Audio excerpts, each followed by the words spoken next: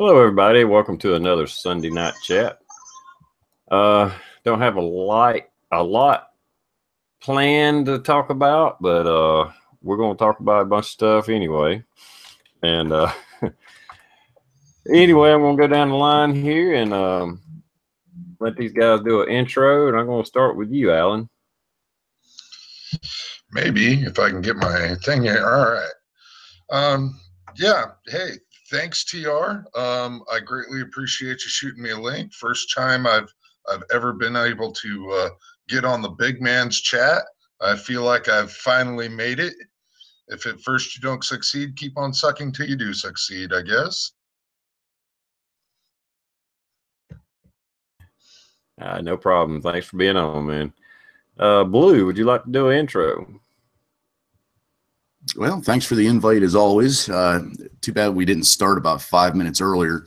This light back here, above here, I was trying to unscrew them, and I was like leaning off the four-wheeler trying to do it because I'm short. And yeah, it hit me on the shoulder and exploded. But unfortunately, you guys missed that. But thanks for the invite.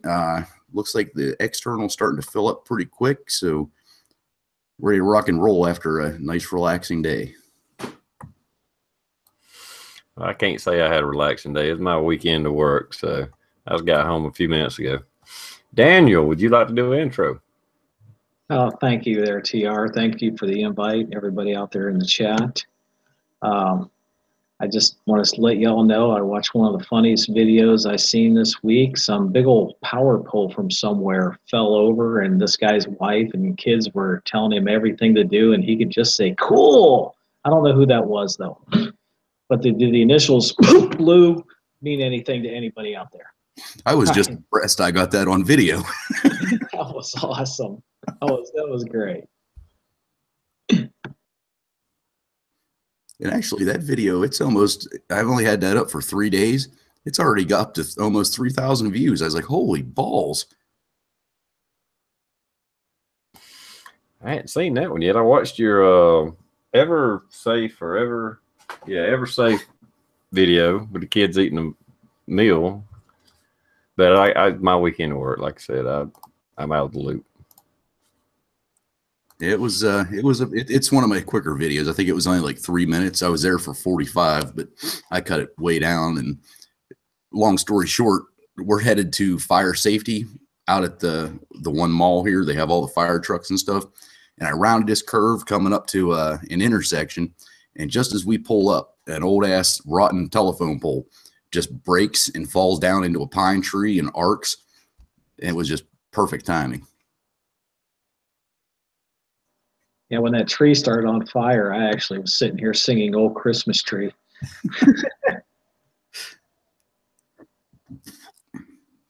Now that's one thing before we actually get real big into the chat. You know, I'm big on people having dash cams. If you can afford it, go out, get yourself a GoPro, mount it to the windshield and record everything. It's not just for stuff like that happens. My biggest thing is insurance claims. And if you happen to get pulled over, nothing beats video. You know, if somebody says, oh, that asshole ran a stop sign and I hit him. No, video clearly shows I was, stopped and or my light was green and you had the red light. So it's a big insurance deal. Yeah, I bought one at a Walmart here a while back. And I thought, well, that's cool, and blah, blah, blah. And I hardly ever use it now. I need to get a better one. Hell, I think you're right. Just use a damn GoPro or something. Because the one I bought, it was a dash cam video. But it is 1 minute loops. I mean, it would store so many, but it was just 1 minute little videos. And if you got in a wreck, if it detected G-force, I think it automatically stopped, or maybe it stopped within a few seconds. And I was like, well, this ain't what I wanted. I wanted one that just go, it's just on, Because I was talking to the camera. I mean, it wasn't facing me. I was driving to Tennessee. I was just running my damn mouth, blah, blah, blah, blah. Then I go to review it, and I was like, what the hell is this? A little clip, and then another clip. And then I was like, well, this sucks. Yeah, but if you're going to do something like that, if you're going to use your GoPro, the only thing I suggest is Get yourself the little cigarette adapter so you can plug a USB charger, plug your GoPro in so it's always, has juice. And then the other thing is get a big SD card. I think I have 128 gig or something like that. It'll record 10 hours. Well, that wouldn't have helped me when I got my first ticket. I mean, I'm Blue. I think you can appreciate this. I got my first ticket doing it right. I did a whole shot out of my old Z. I just got it done painted and everything, and T-boned a cop, totally by accident. But that's okay. The judge found me guilty. Found out that I was going to pay for all the damages because a drunk hit me the next week, and I was going to use that money to pay for the police car. And the judge was a substitute judge because he was in court that day for answering something about a DUI and an accident. Hit some guy's Camaro.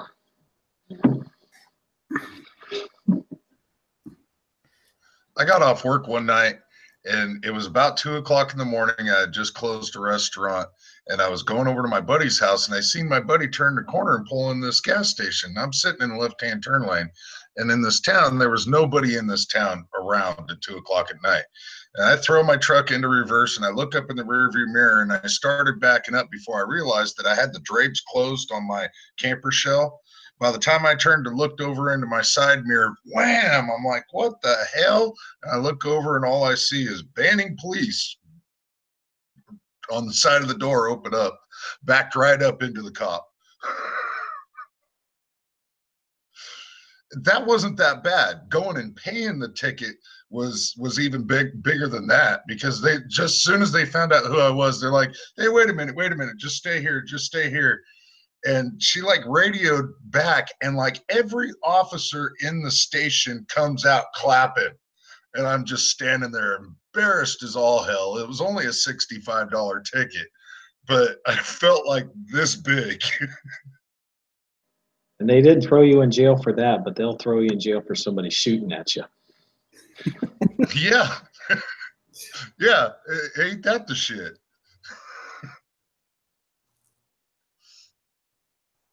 No, I was doing that 17 years now, and I've been hit while on a stop. I've been hit 3 times, and my favorite is always the person that they're like new to a standard, or they're just not, they think they have it in park and it's in reverse, and you get out and start walking up to the car, and their car hits off the front of the cruiser. It's like, what the fuck?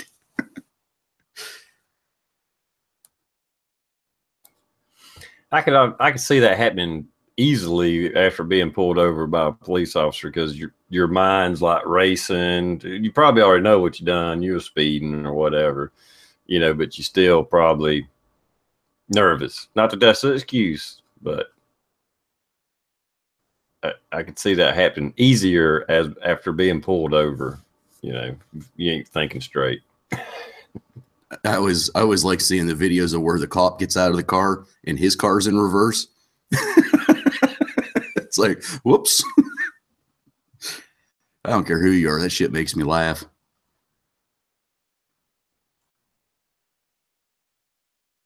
So I like the honest police officers. It's like, oh, you got me at 90, but he's only going to write me up for 70 because I told him, yeah, I've been coasting for half a mile now. I've gotten out, honestly, of more tickets being completely respectable, honest, and upfront. And Blue, you could probably understand this, that if somebody's respectable and direct and honest with you, you're going to work with them a little bit. If they're giving you a hard ass time, you can tell they're just flat out bullshitting you. Mm-hmm. They're not going to catch any breaks from you in any way, shape, or form.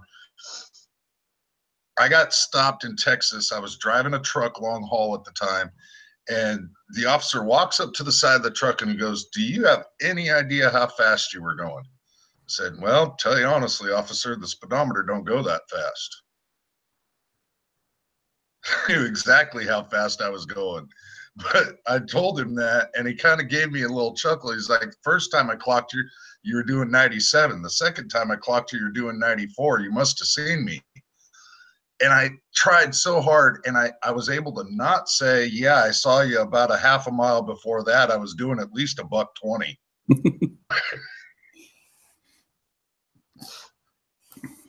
Now, I can't see ever arguing with a police officer having a good end result. I can't imagine that ever happening. Yeah, especially right there on the side of the road. I'm not engaging in an argument. If you want to have an argument, let's have it in court, but I'm not standing out there any longer than I absolutely have to.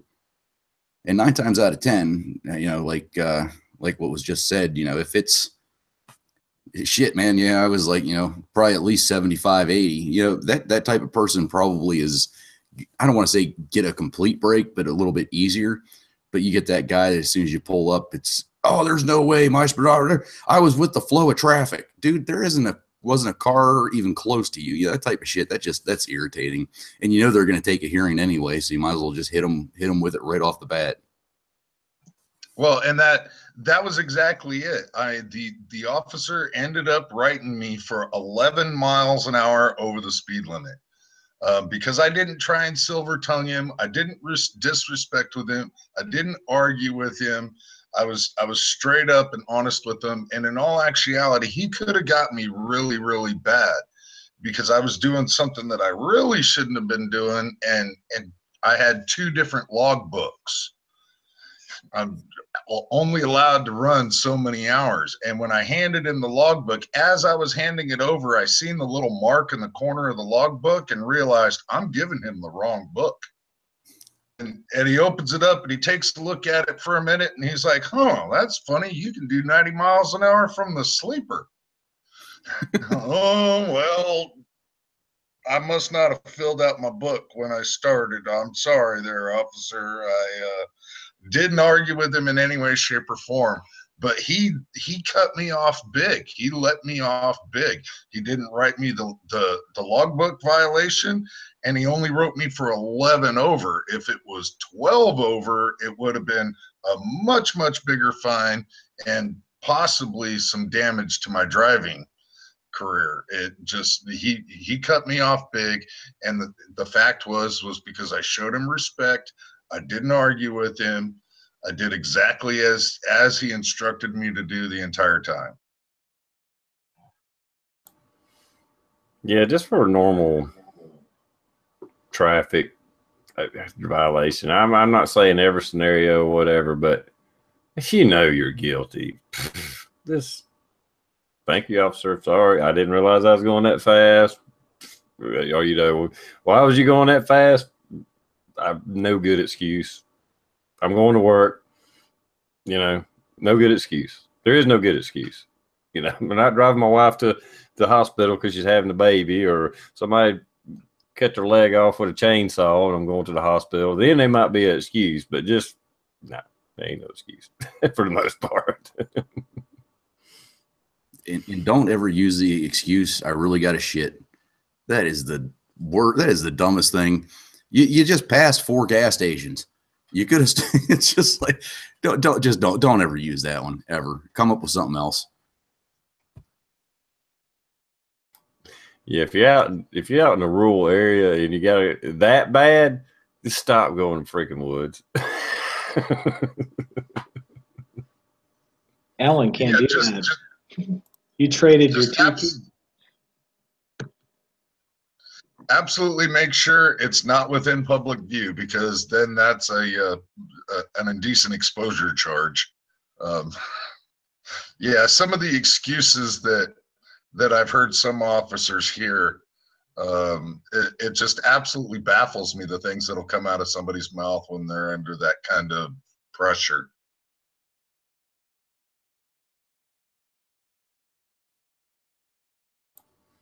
Yeah, I guess I've been pulled over a few times.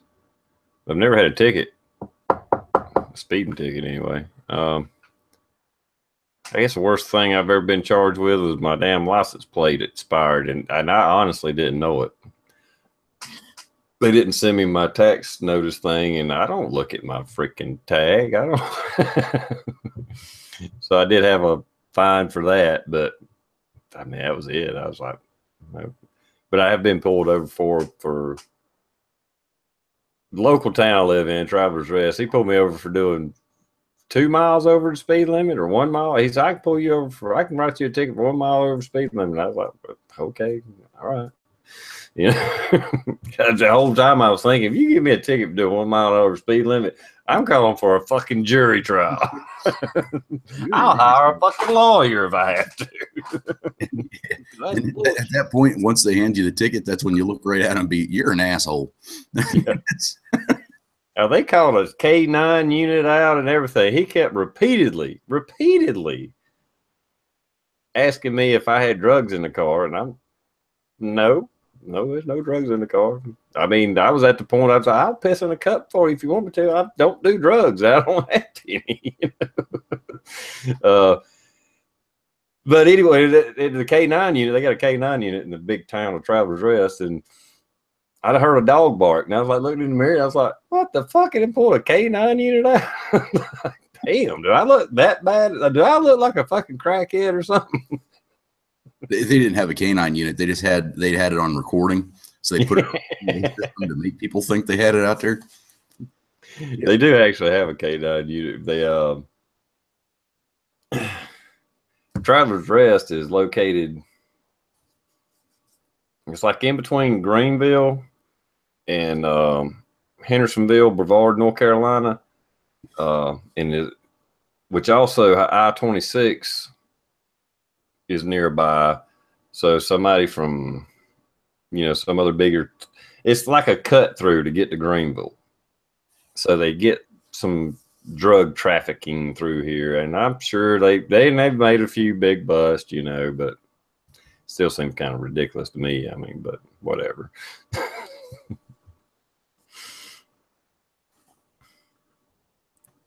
That's the one thing a lot of guys that I work with, and even the neighboring departments, because everybody knew that I had the dog. Every time that somebody would get into a foot chase, they just start yelling, "Stop, or I'm going to send a dog." I was fucking 10 miles away. It was like, but I'll tell you what, people stop pretty quick.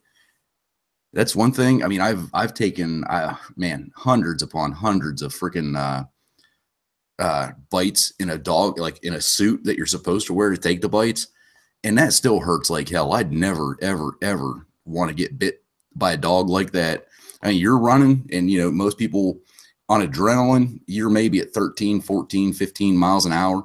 That dog hits you at 33 miles an hour with his teeth. That's going to fuck you up pretty good real fast. I had to hold myself up a couple times from laughing because when TR was talking about the dog and he got closer to the camera, he looks just like that guy on Breaking Bad. I mean, real similar. That's why they got the dog out. Well, when I lived in Arizona, I was breed raising and training dogs. And when I would train my dogs, most of my training instructions were not in English. But my intimidate command was ignore. That way, if I'm walking down the street and I've got this dog on the leash and there's somebody coming at me that I don't want coming at me, I'd tap the leash and go ignore, and the dog would just get aggressive as all get out. ignore, and it just keep coming at you. It would not attack with an ignore command. It was strictly an intimidation command. That's probably one of with the training of the dogs, that's one of the hardest is the stop and hold. You have the dog run right up to somebody and they're like nipping at your balls, and you better not move or flinch because they're trained, at least ours are.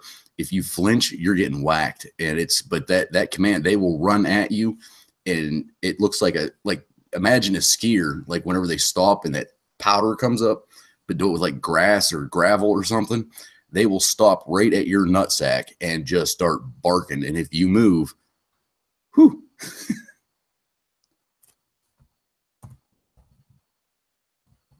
Yeah, I did not know that you were a canine officer. That's new to me. I just retired my last canine. It's probably been 3 months ago now. he's over here laying down, but did it for 13 years, and that's enough.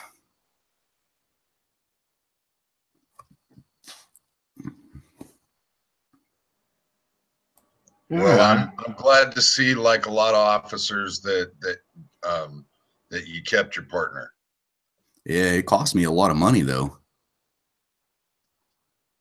$1. For a retired dog?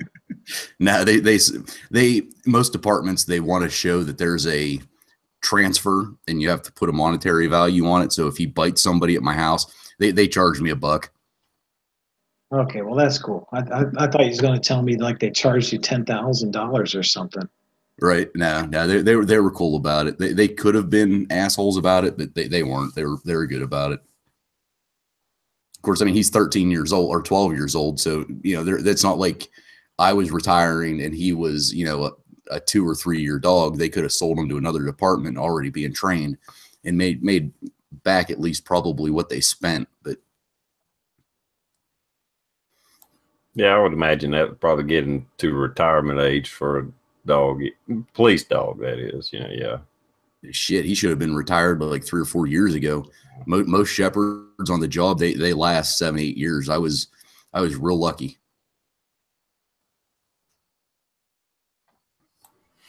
Well, it probably had something to do with that. The need for a police dog in such a high crime area, metropolitan area that you live in, it's just exactly. I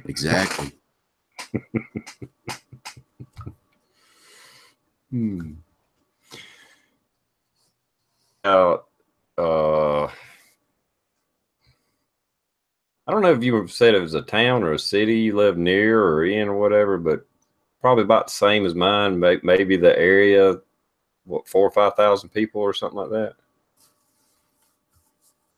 What, my jurisdiction? Yeah. Yeah, we have 55, roughly 55, but we surround the 2 larger cities in the area, so it's within a stone's throw. We're I would say 20,000, which still is not a lot, but our patrol area is woods, fields, cows. On a late night when you're real bored, you spot deer, that type of deer deal.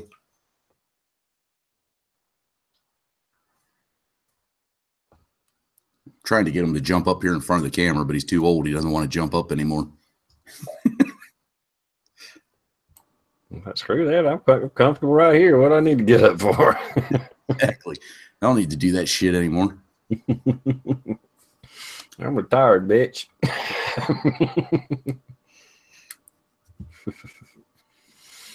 Yeah, it's a pretty good crowd out there. A friend of mine in Northern California used to train dogs for search and rescue, and one of his dogs came back to him after 4 years of being in service, and at that particular time, that day he was actually working for the coroner's department, and he had gone to this scene where a gentleman had passed away in his home and nobody had found him for 2 weeks in the middle of summertime. He didn't touch anything. All he did was walk around the individual's house, taking documentation down. And so this person shows up with a dog that he originally trained, and he's like, I'm going to test your dog.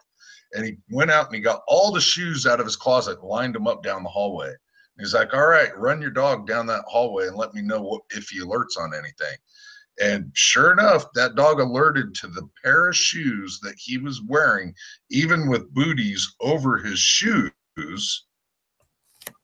that he was using walking around that guy's house. It's not like he touched the body. He didn't have anything to do with it. The guy literally had booties over his shoe, and the dog still alerted on him. Mm-hmm. So they're invaluable tools in those kind of fields. I just think it brings an unfair advantage because my wife trained her dog to find my wallet. I'll let you figure out, my problem on that. That has to be what it is. Yeah, yeah.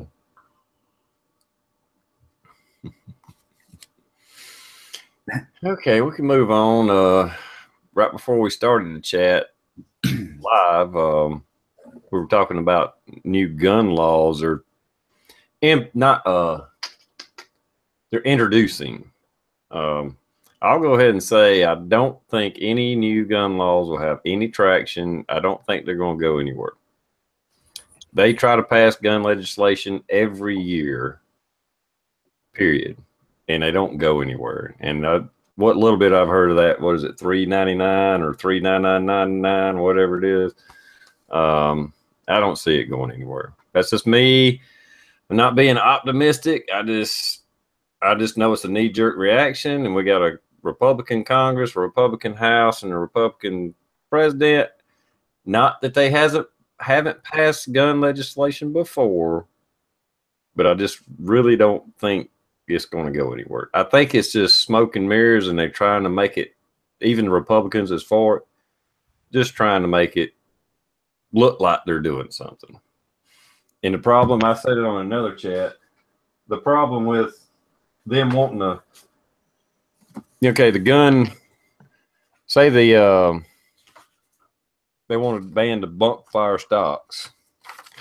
Well, if that's all it is, sure. Okay, if that's all it is, it would be on a piece of paper like this. That would be the bill. But what they're going to do, and what I kind of understand, the bill is going to look like this. Just because of the bump fire stock. That means it's going to be backdoors, loopholes, undetermined things that they could just, well, we'll decide whether it's legal or not when we decide what we want to do about you. Is this knife legal? Probably, but we're not sure. Until we get to court, then we'll decide. It's just bullshit. I don't think it's going to go anywhere. I don't think people should get worried. I'm not saying you shouldn't contact your congressman, your representative, your senators. I'm not saying don't do that. I'd email them, call them, however you normally do that. And, get in touch with them and tell them hell no. But seriously, at this point, I don't think it's going to go anywhere. Unless I missed something the last 3 days. Now, was that Pelosi that went and said, or was it one of the other Democrats that said, no matter what law we had on the books, nothing would have stopped it? And then the Republicans turn around and introduce these bills? Feinstein, yeah.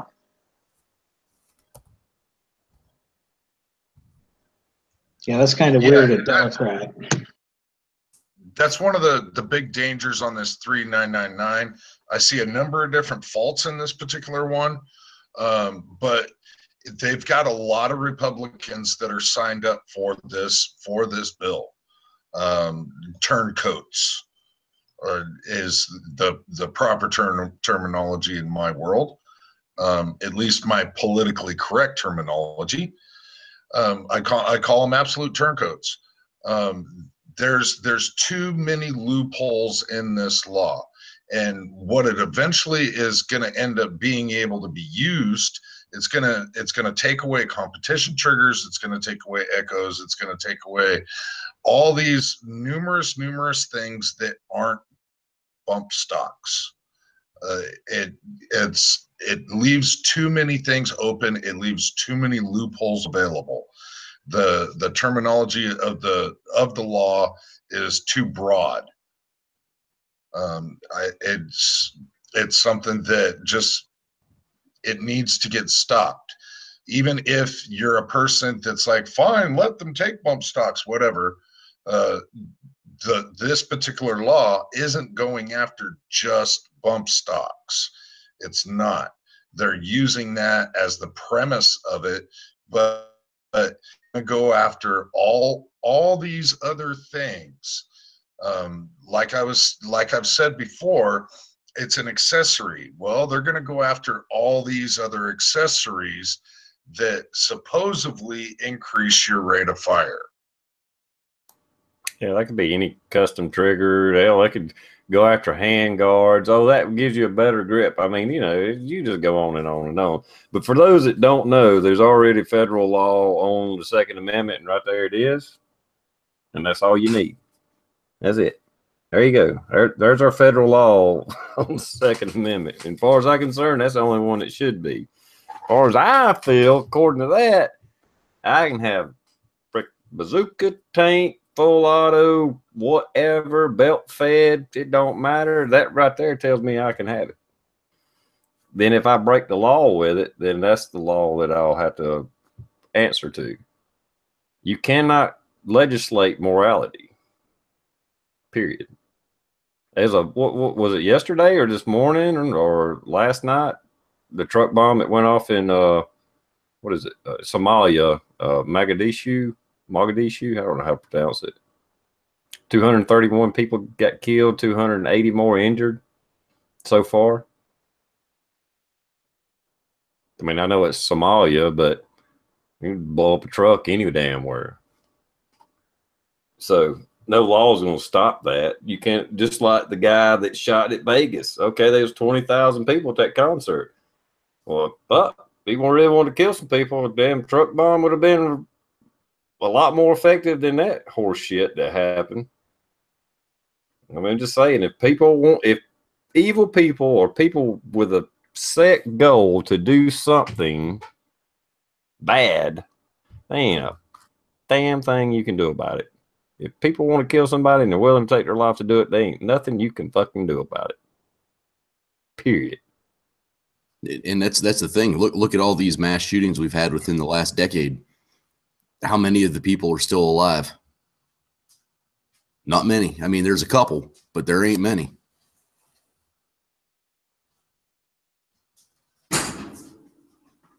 That's it. I mean, you can't stop people from doing bad shit. If they got their mind set to it, they're going to do it. It's like stupid shit like making suicide illegal. How the fuck is that illegal? But it is. Yep. It's illegal to commit suicide, just not illegal to attempt to commit suicide. Heck, if you attempt suicide 3 times, you end up full disability. Well, that kind of sounds like a serving suggestion to some people. No, I've known some folks that just, I mean, they actually tried to do it 3 times and they were on disability until they killed themselves with drugs. So not anymore. They can. Everybody carries Narcan. That stuff's ridiculous out here now. I mean, this is the country. And I mean, the ODs and everything from that heroin is just nuts. I mean, if they really want to do something and, you know, fight some war, come on. Let's really notch up the war on drugs and start burning some fields down south. Well, funny you mentioned that. I was talking to some people at work. You could call it tinfoil hat conspiracy or what, but facts are facts. It's not a damn theory. One of the reasons we're having such a heroin epidemic in America the last couple of years is because of Afghanistan. The Taliban was destroying the opium fields. We went in, restored the opium fields, was even guarding. We had our U.S. government, our Army or Marines, or both, guarding the opium field. So their production has went back up, full run, maybe even overrun. And then all of a sudden we got a overabundance of heroin and opiates problem in America. You know, does one have something to do with the other? I don't know. You tell me. You know, when I have heard different theories that people get prescription drugs and get hooked on them, and then when they can't get them, they turn to heroin, and that may be true. But still, the overflow of heroin and the ease of accessibility is because of us fixing the opium fields in Afghanistan and allowing that shit to flow right over here. Yeah, They're bowing down to the almighty dollar and don't worry about what it does to the people. Yeah, it all makes perfect fun. sense when it's expressed in dollars and cents. But I know I've said this about crime before, but think this about the opium, and I hate using the word epidemic because that is retarded to me. All these junkies that are using heroin, let's put it that way. How many people does that fund? And you think about one user that gets caught by the police, that has to go through all the rehab, that has to go through all these different treatments, that has to be put on different drugs to counteract their addiction, plus the jails, plus the AA meetings, plus all that other crap that they're mandated to do. That is a big moneymaker. I mean, judges, lawyers, jails, you just start down that rabbit hole. That's a big freaking moneymaker.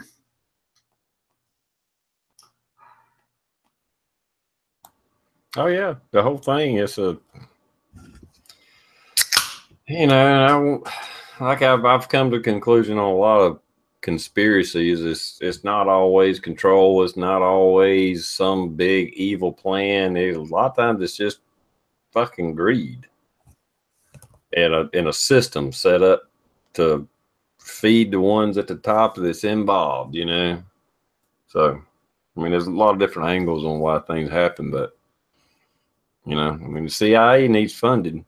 You know, so there you go. And that's not even conspiracy theory. Hell, what is it? Tom Cruise got a movie out right now about running drugs and guns and shit for the CIA based on a true story. You know, ain't Tom Cruise? Yeah. I mean, it's just there. It's like everybody knows the CIA is running drugs, but nothing's done about it. And it's become so commonplace that people know it. They're like, okay, whatever. That's what they do. How is this not raising an eyebrow? How are you fucking okay with this? Mm-hmm. I mean, it's one thing if they was just bringing the drugs in, but the whole system, like you were talking about, Blue, with hospital systems, rehab, jails, which are most privately owned now, and hell, they ain't making no money if they ain't prisoners in there, you know. I mean, it's a whole fucked up mess, and it's like everybody knows, and not the CIA and whoever else, ABC organization we got in the government. It's not that they're bringing in all the drugs, but they're either bringing them in or letting them be brought in. I mean, I know some of them, the ones that they go after are the ones that they didn't approve of and get their blessing. We just had a $10 million drug bust. Well, guess what? You could have that every day of the week on the borders of the United States. You could have that every day. It's just not ever going to happen. And that kind of comes back full circle to this, you know, possible ban on certain type of guns, ammo, whatever. You guys want to do a war on guns? I mean, it's me talking to law enforcement and that type of thing. Look how good we're doing at this war on drugs. We are kicking ass. It's not gonna happen. It's not gonna happen. You know, look back as far as that's why I wish they would have never have ended that series Boardwalk Empire about Atlantic City with the run-in of moonshine and stuff. Only two people profited out of that whole thing: the criminals and the people that made the laws. That's it. Everybody else suffered, and it's exactly what they're doing. They're still doing. I'm just sitting here reading all the comments in this side chat going, yep. I mean, that the guy had that many guns in the hotel room. You're never going to shoot that many yourself. I mean, if you're going to go on a complete shooting spree, you would just, I mean, bring a lot of ammo and a couple guns. But that many guns in one spot like that, yeah, it don't add up.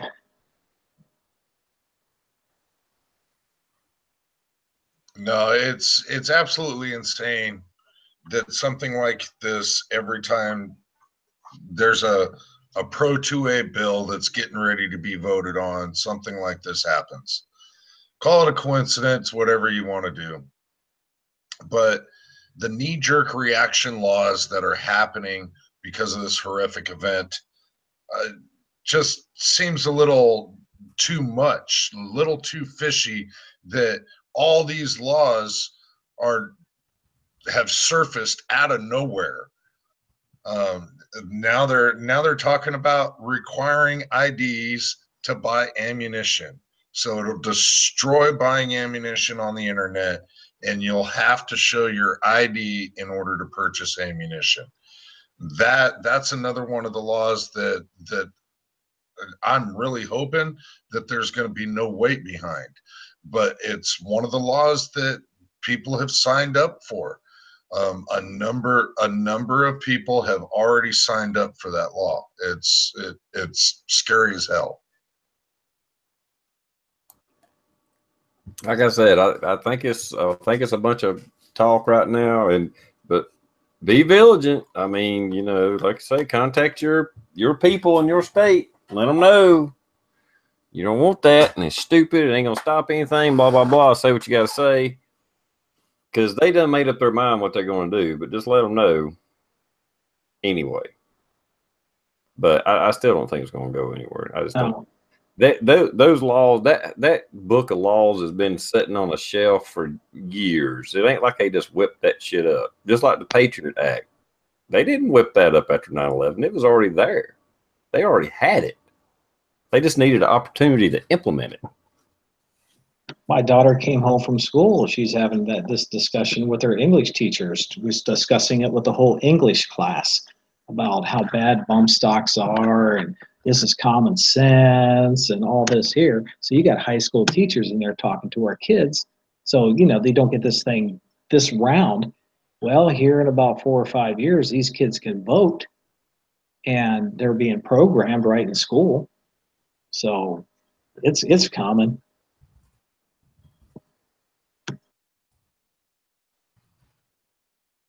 I mean, it's already passed the litmus test. It passes all the damn regulations ATF had. You pull the trigger one time, one round goes off. Nothing has changed with a bump fire. It just allows you, it enables you to pull the trigger faster. But you still pulling the trigger every damn shot. I mean, and you can bump fire without that damn special stock, period. If you practice, you can do it shouldered. You can do it shouldered. You don't have to put it on your belt loop down here and hip shoot. You can do it standing up. If you practice at it, you can do it. You don't need that damn stock. So basically what their intent is, they want any semi-automatic rifle, shotgun off the market, period. That's the end goal. They want every gun off the fucking market, but immediately this is a path for straight going after semi-automatic rifles, period. In the news media, when I've seen some clips, they're so freaking, I was going to say retarded, but that's insult to mentally handicapped. So they're fucking morons. I've seen them, oh, we got to get rid of these bump cartridges.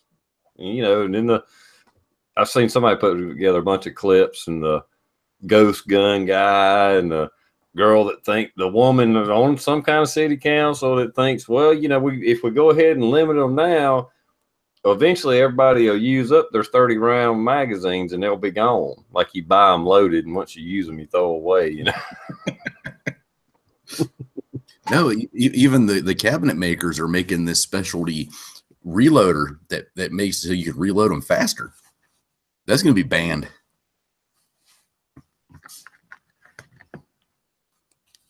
Yes, hey, don't be talking about the cabinet maker reloaders. I got one of them, and if those get outlawed, I'm not going to sell it.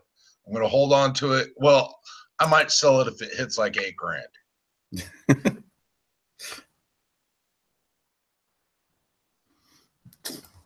Yeah, like I said, maybe I'm taking it too lightly. I just don't see it gathering any traction. I think it's all a publicity stunt trying to gain votes. Like, I'm doing something about this. You're right. We got a problem. We got to do something about this. And then it's going to get It's going to go away. There's some of them that want it bad. Don't get me wrong. They just don't have a majority right now. I got them little fruit flying around me. I just don't see it going anywhere, especially that one that's so broad and so restrictive and so vague. It just it ain't going nowhere. You know? Well, I certainly hope you're absolutely right, TR. We're seeing a trend on the state level of this version of the law going through with not being resisted in any way, shape, or form. It passed Massachusetts at like 355-0 or some crazy shit. So, I mean, we're seeing on the state level, we're seeing versions of this law passing with flying colors. And so I'm really hoping that you're dead right on it. Now, on the state level, it's a whole different ball game. That's why I said you still got to contact your representatives and stuff. And then when it comes on the state level, you're talking on your state representatives and state senators and stuff. Because, I mean, we already know Chicago, California, New York, there's already blatantly breaking the Constitution already. Your rights have been violated way long ago. Yeah, now on the state level, I can't tell you shit on that because I don't know what's going on in anybody else's state. I'm talking on the federal level. On the state level, yeah, they might do some stupid shit for sure. I wouldn't live in California if you paid me $10 million a fucking year. Well, that's about annual rent rates out there anyway. True, that's the problem. That's why I will never fly again in my life, and I actually like to fly. I've flown a good many times. I loved it. I'll never step on an airplane again, just because of TSA. And I'm not letting you violate my rights. Fuck you. I ain't doing it. If I can't get there by car, I ain't going. No, there's a very easy way around the TSA, but they kind of do mess with you. Just wear a kilt to the airport. I've done this personally. I've done this personally numerous times. Almost every single time I've been pulled aside, pulled into the little room, and they're like, "Hey, you know, we're just doing random searches." I grab the kilt, I rip it off, and say, "Okay, you want to search it? Here you go." And for some oddball reason, they're like, "Oh, no, it's quite fine. Just go ahead and put it back on. We don't need to see any of that." And so yeah, it's fun to mess with the TSA in that mannerism. I've gotten enjoyment out of it a number of times.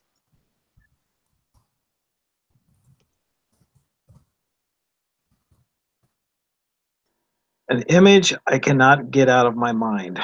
Thank you, Alan. Well, I like what's going on in the side chat. I've got some people that are more than willing to turn all their guns over to me for safekeeping and make sure they get where they need to go. By all means, just go ahead, bring them here. They will end up in the appropriate spot. So I'm just looking out for you guys. I don't own any guns. They're blue. I never have, and I never will. I don't like them. They're evil. They scare me. Yeah. Well, especially when they're all black. I mean, that's why when I bought this little Ruger, it wasn't just all black, because I didn't want to scare everybody, just the people I was pointing it at. I find that offensive because black guns matter, damn it. Did you lose your R? It looks like it says black guns matter. Oh, but it's probably just my damn internet breaking up. Oh, there it is. All right. I thought you were going French on us or something. It looked like black guns mate. No, I barely speak English. There's no way I can delve into another language. English is a challenge enough for me. That would be, I want you to get those tapes. I want you to learn French with a Southern accent. That would be. That would be great.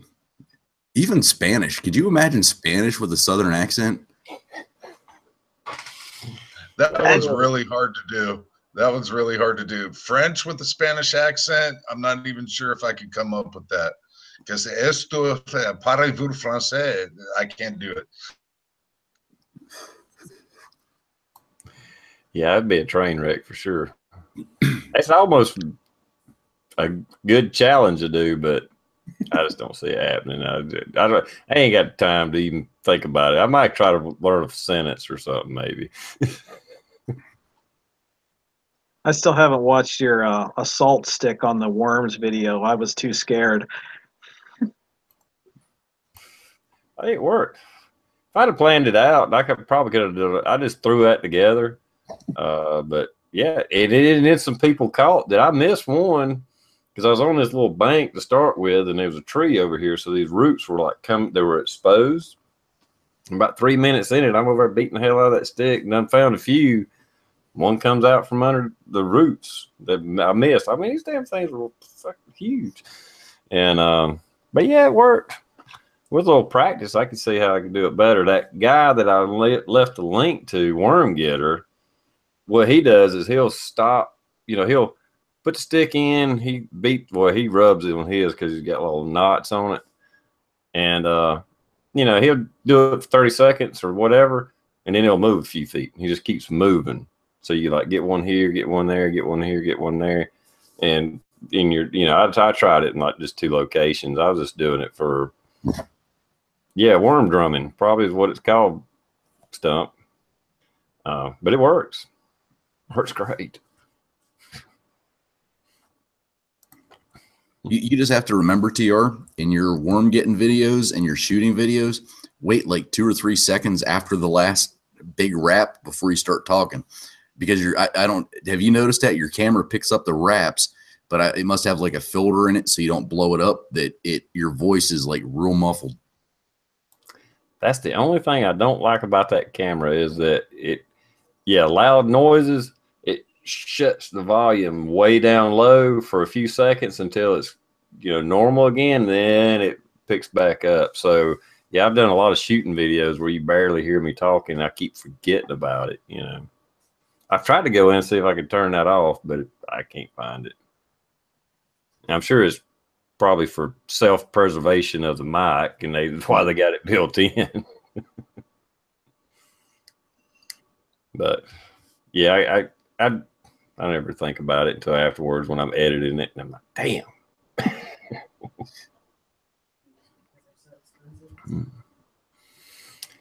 But I just had to do a video to prove it. I didn't have to be super successful. Just as long as I pulled up some, I was good. And I had a lot of suggestions, soapy water. And I was like, okay, I can see that. And a lot of people wanted to electrocute them. And I'm like, yeah, I'm sure that works, but I'm not carrying around a 12-volt battery and jumper cables and everything else. I can just stick 2 sticks in the ground and bring them up, and I'm done,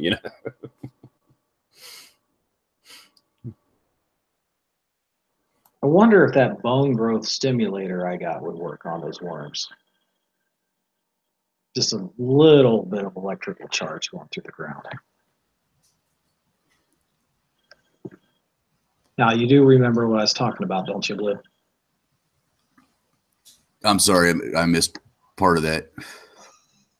Oh, I was just wondering if, if you had a TENS unit or something like that, stick that into the ground, see if it worked. Those things. I'll hook up the automated external defibrillator and put them around some electric poles. Yeah, and then dub in that one scene from Dune where the great giant worm comes up and just comes down, and you have to set that up at the beach somewhere. Yeah, just tase the ground. Ooh, that might work. Yeah.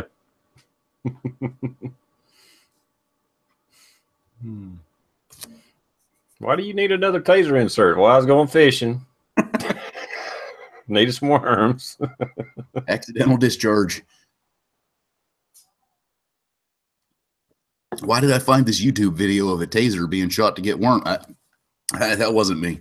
That wasn't me. I don't know what you're talking about. They don't have any expired tasers you could try out, like the vest? Oh, I'm sure we do. Those things are actually, they're relatively expensive. Those little cartridges are like 30 to 35 bucks a pop.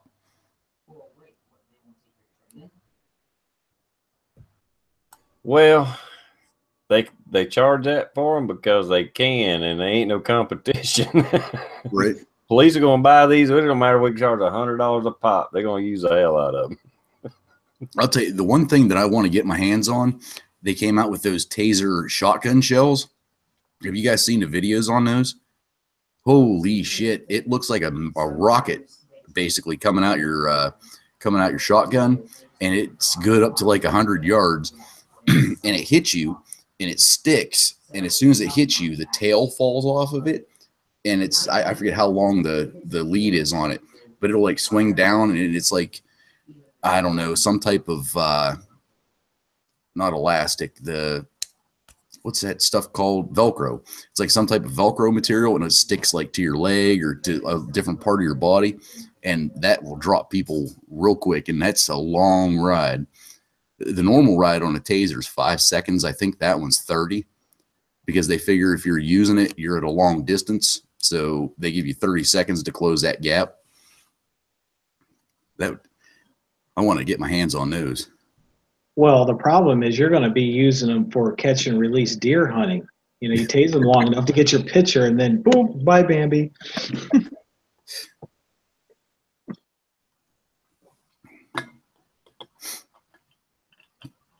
Tell you what, at work, now that you say that, at work, I've shot so many deer. I could have filled up many, many, many tags. That's the one good thing about our department. It's I don't want to say it's a more humane way to kill a deer, but a deer gets hit by a car. You know, they've authorized us that we're allowed to go ahead and shoot them instead of letting them sit there or do whatever. So I've killed plenty. I've never actually thought of that until now. Well, that's one of the things being out here in Iowa. It's a very common circumstance around here. And that's one of the things that happens quite a bit is a deer will get hit. And when law enforcement shows up, they take it down. And then Department of Resources, DNR, comes out and they do the investigation to find out if it was a legitimate accidental hit or not.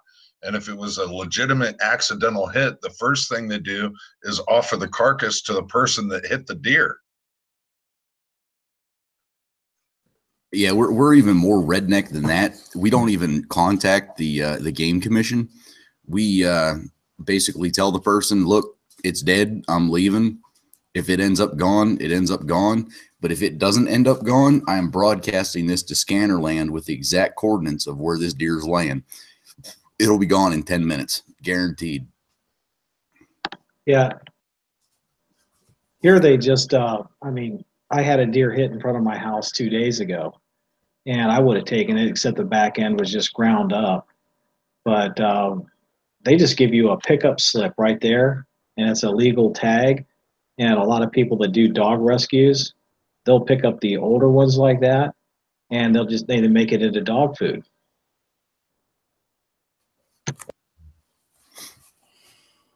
I mean, if it's a fresh kill, it got hit, then you take it out, I would think, I mean, it just depends on how it got hit. I would think you could probably harvest it, couldn't you?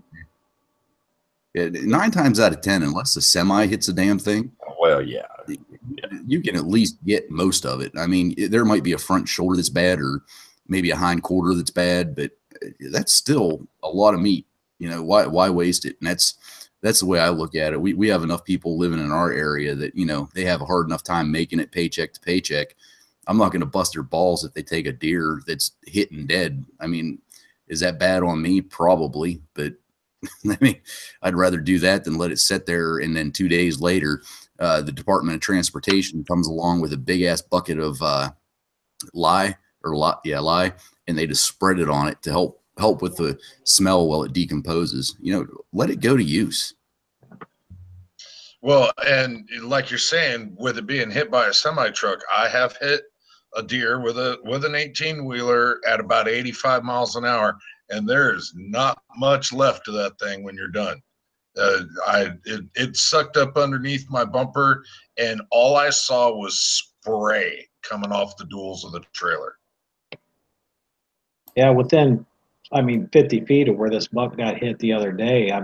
2 weeks ago, I got a roadkill, and I was able to salvage 80% of the meat out of it, and it was one of this year's fawns. So that stuff's tender and it's clean. There's nothing wrong with it. And I made a video on it. And that's actually one thing I'll do, because the Game Commission, they will come down hard on you if you take a buck without calling it in. So I carry not a hacksaw. Maybe it is a hacksaw. Some type of saw. I carry one in my car, and if it's a buck, I'll cut the horns off of it myself and take it with me and tell the person, if anybody asks you what happened to him, just tell them the cop took it, and have them call me. And if they ever call me, I'll tell them, yeah, I took it, because I take them and I give them to my dog as deer treats or dog treats, whatever. That, he eats the horns a little bit. So at least that's what I tell them.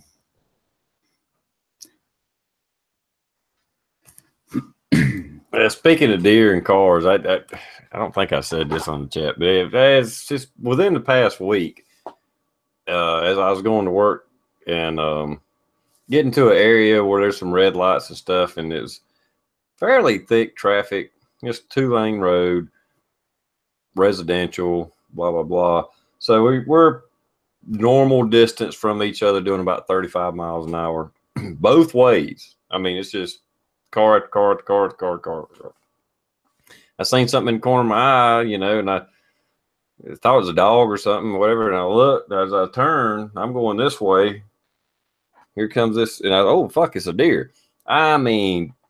Falls out wide open and somehow threaded the needle from, like ultimate Frogger move, just like right through the damn both lanes of cars going this way. I was like, damn it. And he tripped a little bit on it as he made it through the road or whatever. I don't think he got hit. I think he just got tripped up going over the ditch or whatever, but he never missed stride and gathered himself and kept going. I was like, damn, that's a lucky damn move. Ultimate Frogger. That's what some of these Antifa and these other people that are blocking freaking roads need to take a challenge at. Yeah, Tom's out there. That's what I put on his latest video. He's talking about his big ass bumper he put on his, is it a truck or a Blazer? I forget. But anyhow, I was like, he's talking about it in the video, and I was like, yeah, it'd be really good for those people that block off roads in protest. That'll just bump them right out of the way. You just put a scoop on the truck, Oh, you want to protest? Well, okay. They did that on on Mythbusters. Did you ever watch Mythbusters where they put that big ass scoop on the front of the dump truck or whatever the hell it was? That was impressive. That, to say the least, that was impressive. If you guys have not seen that clip, go look up Mythbusters. Oh, what the hell do they call that? Is it like a train scoop or a, what is that? It's like a kind of like a. Oh, sorry, a cow catcher. Yeah, that was impressive as shit.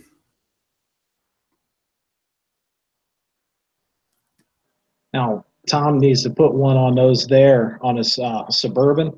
Put a cow catcher on there, and then put the bumper sticker on the back end. It says, some kind of smart remark about going to an Antifa rally. I don't know. Maybe Tom can pick something up on that. Make it funny.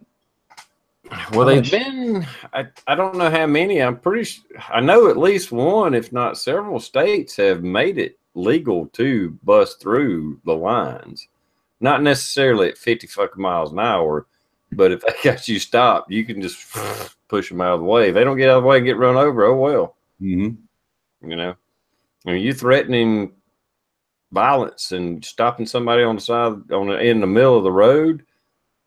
Nah, fuck you. Bump, bump. That's what I'm going to hear.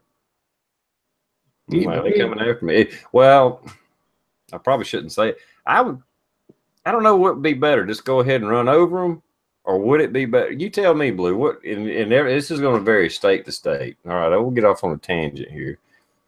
Would it be better to brandish a firearm to get them to get out of your way, or just go ahead and just blow through? And I know it's going to vary. Kind of like what you just said. I wouldn't blow through. I would go through. I don't think I'd brandish a firearm because God only knows who's carrying in that crowd. You know what I mean? If you see somebody have a firearm in front of you, by all means, pull it out and start shooting and blow through. I mean, there's no doubt about that in my mind. But there's nothing. I mean, that's. I don't want to say blow through. I mean, you never want to intentionally cause harm. However, if you feel that your life's in jeopardy, go through. You know, get through it however you need with as least amount of injury as possible to save yourself. But I would go a couple miles down the road and call, and as you're going down the road, call 911. Hey, this is just what happened. This is what I'm driving. This happened, and I need the police here. Where do you want me to meet you? Don't try to hide it, because that's where you'd get fucked. It doesn't matter if it's legal to blow through them or not. Yeah, absolutely. Yeah, I see what you're saying. Hit and run. I like what EMT Braille fan says out there. Is like, try to nudge through them, and then when they get violent to you, then you can brandish your firearm because you're under attack. I don't really want to brandish my firearm, but you know, if they take a baseball bat and come at me with a window or whatever, I would probably just floor it. Yep. By the time you get your gun out from your holster on your side, you can hit the gas pedal just as quick. Yeah, exactly. Yeah, if I'm in my vehicle is my means of escape, and that's what I'm going to use. Unless even if I'm getting fired at, I am still going to be hitting the throttle. Oh yeah, if there's fucking bullets flying your way, I feel bad if the person firing those bullets is way off to the left or way off to the right. I feel bad for them fuckers in front of me, because I ain't doing it slow. I mean, that's all there is to it. Yeah, I've been thinking. I'm not wanting to shoot people, and I'm just saying I will never ever let a line of people stop. If I'm the one on the front row, I'm not letting them block my traffic. No, I'm not letting this escalate. I'm not going to wait and be like the damn truck driver at the LA riots where they pull them out of the truck. And I've already seen videos here in the last few months where they're pulling people out of cars, going up to the windows, they're beating on the cars, they're threatening to whip people's ass, pull them out of the cars. No, that ain't going to happen to me. I'm not going to be a fucking victim. Fuck you. I was thinking about, it's like, okay, why don't you put it in reverse and try to get back? And then it's like, well, wait a minute, there's innocent people behind me and I don't want to hurt them. So forward, yeah, there's no backing out. You're going to hit somebody that's an innocent bystander. Well, and that's the correct line of thought that people need to have. They need to realize that these people that are in front of you are the ones that are creating the chaos, that are creating the violence. The people behind you, they're victims just like you are in front of them. Well, the other problem is, like I said, it's one thing if you're on the front line of cars that get stopped. But what if you 2, 3, 4 back? Well, now you're trapped. Now they got you in a damn box. So if there's others that do want to come after the damn people in the cars and harass or beat the cars and whatever else, well, you trapped because the assholes on the front line didn't get the fuck out of the way. Well, what protest was it? It was either last year or the year prior, to where these assholes actually got smart, and they had like 5 cars going down the interstate, and they knew where they like, I don't want to say bottlenecked the group, but these 5 cars all stayed together. And then where they wanted to stop the traffic, they were in with it. It was Black Lives Matter. It was definitely that group that did it. But they turned all their cars sideways and blocked it before the people came out onto the road walking. I mean, that's scary shit if they're actually planning it that far out in advance. And that's where you know what? I have a $500 deductible. If your car's in my way, I will fucking do what I can to get out of there.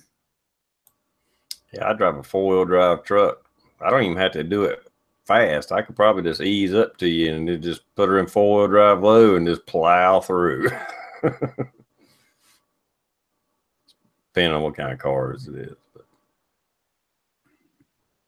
yeah, but I ain't. If I was second in line and it looked like it might get violent or a little bit out of control, I would push that car through the line. Oh, you're goddamn right. I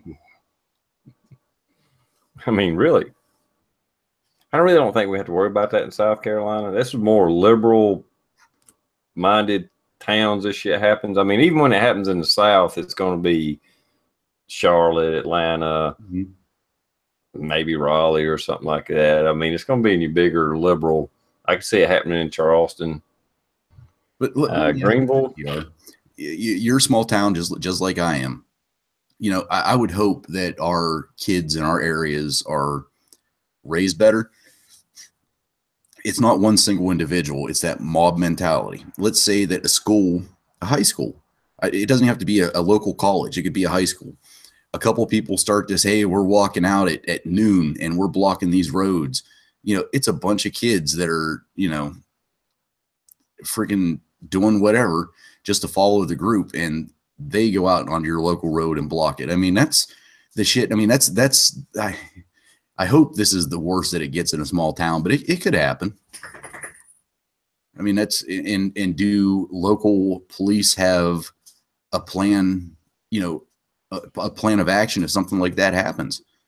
You know, let's say you have a school that only has 1,000 kids in it, but those 1,000 kids all walk out at the same time and start blocking the roads that go in and around the school. You know, it might be only like 5 kids that start it, but there we go. They just start that mentality, and boom, we've got a freaking basically a riot type thing going on in small town USA. Oh, the mob mentality and the sheeple's ability to just drop all brain cells and follow what everybody else is doing is half the reason we got all the damn problems we got. I mean, well, I don't know, maybe I'm exaggerating, but people can't think for themselves. That's why we're having so much problems with the politics nowadays, because it's like either they're listening to the media, they're listening to their lying congressman or representative, or their friend, or their whatever, and they just take it as truth. They don't want to think for themselves. They just hear it. Okay, it's true. Period. Oh, this is what's happening. We got to do this. I mean, I've actually watched videos, and I'm sure some of you have watched similar videos. Like the Wardell, there's one that was going around on Facebook here the other day, where they had like this one lady. I don't know what the scenario was. Like they was applying for a job or something like that, whatever it was. But in like a waiting room, everybody in the room was in on this deal, on this experiment, and there's just one person, you know, in there, stranger, and I forget exactly what happened. I don't know if they was like doing a buzzer or what. There's some kind of signal, and like everybody would stand up, and then everybody'd sit down, or they kept doing different things, and eventually that woman started doing it too. It's like, well, I guess I got to do this now.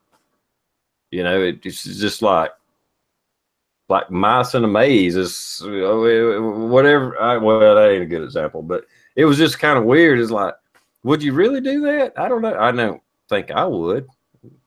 But sure enough, she started doing what everybody else was doing, even though it was dumb as hell, made no freaking sense. People want to follow the crowd. They want to be part of the crowd. And if the crowd's the whole mob mentality, if the crowds decide they want to burn the city down, people will just follow along. Well, this is what we got to do. Yeah, you're right. Yep, they follow along and do it, and then the city officials are like, "Oh, well, go ahead, just give them their space, let them do it." Oh man. Well, and that's one thing that's been absolutely chapping my fucking ass, is not letting law enforcement do their jobs. It just absolutely chaps my ass that they get these orders from their superiors telling them to stand down. That is just fucking absurd in my world. And I'm not disagreeing with you at all, but I do want to say, you know, we're a small ass department. We've already got plans on building up the the bunkers up around our area. You know, if shit happens, I mean, we're that type of town. However, if you're like with Chicago, New York, that type of deal, big ass city, and the bosses tell you stand down, don't do it, and you shoot somebody, guess who is in a big bunch of fucking trouble? Your ass is probably going to jail. You're going to lose your job. You're going to lose your retirement. And that shit ain't right. That shit is not right. We took an oath. We took, you know, protect everything, you know, person's property, everything. And the superiors are making that decision. Somebody needs to, I don't want to say lynch the superiors, but do it the right way. Get rid of the people that are in charge, so that doesn't happen again. Now, I understand in the large cities, law enforcement is extremely outnumbered. Even in some smaller towns, law enforcement, again, is extremely outnumbered. But there's officers like yourself that's the job. You're the one that chose that occupation. You're the one that took the oath. You're the one that chose to do this. Unfortunately, I don't think you guys get paid nearly enough to strap on that uniform and duty belt every damn day. But for the superiors to go, you know what? Let's just everybody stand down. That's just fucking horse shit. Mm-hmm. There's a guy out in the chat room, Richard Sabo. He just put it in a comment: economic intimidation of law enforcement officers should be illegal. I agree with that 100%. If a superior is telling you to do something that is basically against the law, against your oath, against everything else, that person should be put in jail immediately. I don't care if it's a governor. I don't care if it's a mayor. I don't care if it's the council people. If they're telling you to go against your job and everything else, actually, it is illegal in my state for them to use their position to, you know, go against the laws of the Commonwealth. However, I don't know if that's the law of the land across the nation. But no, absolutely. If you have a line of cops, and let's face the facts, if you have riot police out, you're looking at hundreds of officers. And I mean, this is for the big riots that we know is coming or has been going on. And you tell them to stand down, nope, you get arrested for telling us to stand down and telling us not to do our job. That's the way. Absolutely. I agree 100%. Well, now, the problem with, I know a few of the events where they've been ordered to stand down is it escalates. It's like a kid, well, and most of the time they are pretty much. You know, they keep poking. Well, can I do this? Can I do that? Oh. They just keep going. And next thing you know, they're burning fucking buildings down and throwing shit in the streets. And then you got a damn riot on your hands, and the cops are outnumbered. And what do you do now? As soon as it starts going south, they should start busting heads. Period. Go ahead and quell that shit before it gets out of hand. Set an example. It's like, hey, you think you can? We're taking your ass to jail after we slam you to the fucking ground. And the people around them would be like, ooh, I don't want to do that. I mean, it's just, and I'm not, everybody knows who I am. I mean, I'm anti-corrupt government. I'm not for police state. I'm not for boots on the throat. But these fucking idiots, I mean, even if it was some kind of right, when's the last time you seen a bunch of true conservatives, not necessarily Republicans, but just conservative-minded people, law-abiding citizens, gun owners, voters, have a rally and start flipping cars over, burning shit down, knocking windows out? When's the last time you seen that? Oh boy, I'll tell you, those Second Amendment rallies with all these guys that are open carrying, those things get dangerous quick. Have you ever seen those things? Holy crap, they've got all those big, ugly, nasty things on their hips, and they got some slung across their shoulders, and they're carrying, you actually have that flag right there behind you. They're carrying that around, along with the other flag. Oh my God, it's so dangerous, so dangerous. Oh, and the one thing that really hurts our country. I mean, did you see when the Tea Party people were getting together? They had the audacity to go out and rent porta potties. And then at the end of the rally, they went and walked through and made sure all the trash was picked up and taken away. I mean, that is taking away jobs from people, okay? I mean, they go out there and hire some prisoner and get him out of jail, and he can go over there and pick up that trash. Yeah, it's completely shocking to me. I mean, I was at one of those what do they call it, that Second Amendment rally things. I was at one of those. It was a couple months back, but at the same time, in the same park, that all these people holding these guns. Oops, somebody's got a fur ball. But that everybody was holding these guns, and I mean, there was guns everywhere. And on the same park, but on the other side of the fountain, there were high school kids getting their pictures taken for homecoming at that same fountain with all these guns around. And it was, oh, it was so scary. I was scared. Hey, high school kids. Don't get me started on high school kids. These little degenerates are going there and getting prom dresses and stuff like that and tuxedos in real tree camouflage. I mean, how militant is that? Mm-hmm. Yeah, it's just scary. And God forbid that they show up with that, because automatically they're a terrorist and you have to kick them out because it's not an approved attire for that dance. Well, that's the problem. You can't see them.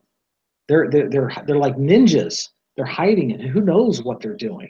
And if they're carrying that camouflage or wearing that camouflage, you guarantee they've got at least, 3 guns on them and probably some C4 tucked around somewhere, because they're wearing camo. Well, that's just, I mean, and the worst part is that, I mean, the next thing you know, they're like a valedictorian and they want to like say a prayer in their speech. I mean, forcing that on us. I mean, come on, it's insanity. Mm-hmm. No, I agree. I agree. I can't even imagine being somewhere to where, the national anthem starts playing. And wait a minute. Whoa, no, I'm not going to go there. No, I just can't. I was about to kneel and I said, no, I'm not going to do that. I can't believe it. There are these juvenile ingrates out there that they hear the national anthem coming on and they all stand up and they cover their heart and they sing the song. What kind of world are we going into? It's just. Wait a minute. I thought they were having a heart attack. That's why they were grabbing onto their chest. They're not having a heart attack because they were so triggered. They could be. And then they're going to take disability for the rest of their life. But TR, you better take control of this, or we're just going to go on all night. I was just doing a quick little. So I was going to, since we was joking about it, or y'all were joking about it. In the Constitution, it does not say that there is a separation of church and state. A lot of people get that wrong and misunderstand that. It's not in here. It's not. The only thing it is the First Amendment. Congress shall make no law respecting the establishment of religion or permitting the free exercise thereof, or abridging the freedom of speech or the press, or of the press, or the right of the people to peacefully. Here's the other thing: you have the right to peacefully protest. It flat out says that you have the right of the people to peacefully to assemble and to petition the government for a redress of grievances. That's not a riot. That's not hitting people with baseball bats. That's not fucking burning shit down. But at the same time, the people that's running local governments or state or federal or whatever, they can have prayer. They can have whatever, as long as they're not forcing it on anybody, and as long as they're not making laws restricting your religious purposes. That's the main thing. They can't restrict your religious purposes, your religious preferences. And people get that mixed up with the separation of church and state. You can't have this. You can't have, no, that ain't what the fuck it says. And that whole misunderstanding of there's a separation of church and state is not a damn law. That was later on in a Supreme Court ruling about a certain case or whatever, but it's not law. just to throw that out there for people. I'm not an expert on the subject. I've just kind of briefed over the whole thing. So the way that Tom Olfison puts it out there is the government is not allowed to establish a state religion.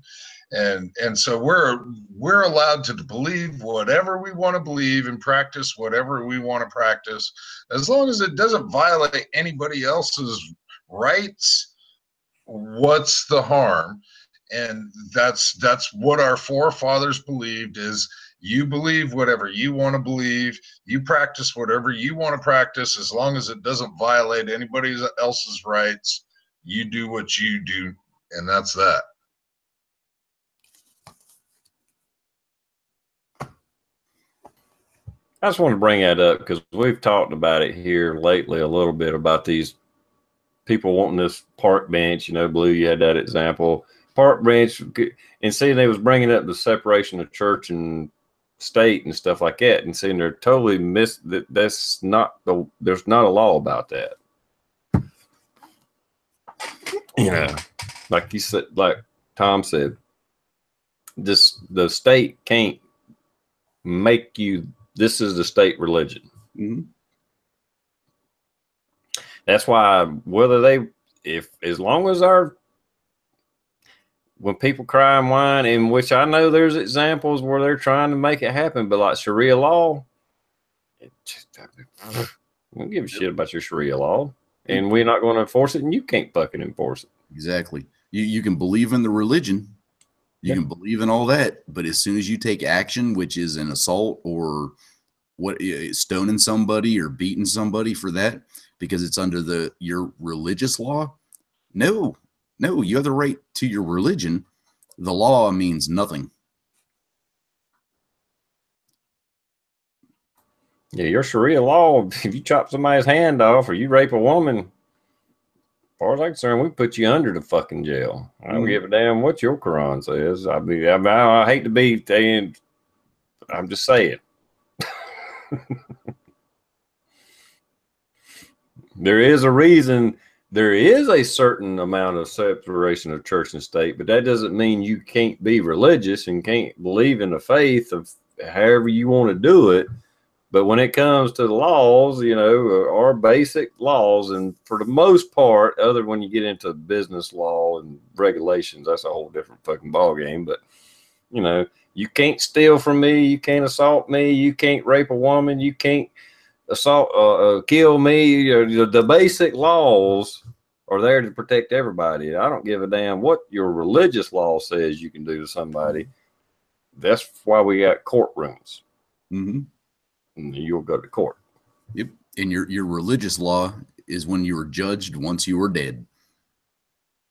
I mean, that's your life leads up to that. So if you believe in the Sharian law, whatever it is, hey, by all means, hey, if that happened and it's against your religion, let your God figure it out once a person's dead. Let us take care of it until then. Now, I hope I don't lose anybody on this, but while we're on the subject a little bit, okay, maybe I just don't get it, but how moronic is it that especially these Hollywood actresses, this women's movement, the LGBT community, I don't know if I said those letters right or not, the gay community, why they are so loving to Islam is beyond me. If you want to talk about some brainwashed morons, oh my God. Idiots, I tell you. I see completely what you're saying there, TR. They don't understand. Maybe if they went and spent some time in the Middle East, they might. But they don't understand that they treat women worse than dogs. Dogs literally have more rights than females in that culture. It does not make any sense to me at all why they think they need to be part of that or endorse any of that. It's absurd. Yep, been there. They won't let you on the town square on a certain day because that's when the beheadings take place. But you can read what the charges were in the newspaper. Unwed mother, you know, basically anything regarding with sex and stuff. They're chopping the heads off in the town square, and no foreigners are allowed on the town square on that day. I've been there. I hadn't seen the beheadings, but when I was in Desert Storm, I was in Saudi Arabia pretty much the whole time, and the women got to walk 10 paces behind the man. The buses, like if they're actually using public transportation, there's a partition. Even if it's your wife or one of your wives, she got to sit in the back of the bus. You sit in the front. She's got to keep her face covered. They can't drive cars. There's some little thing going right now where they did or they're about where they're going to allow women to drive cars. But yeah, I mean, you are a servant. If you're a woman, you're a servant. If they are caught by themselves in public, married or not, I could be wrong on that. Anyway, a woman not with a man is allowed to be raped, and it's her fucking fault. Period.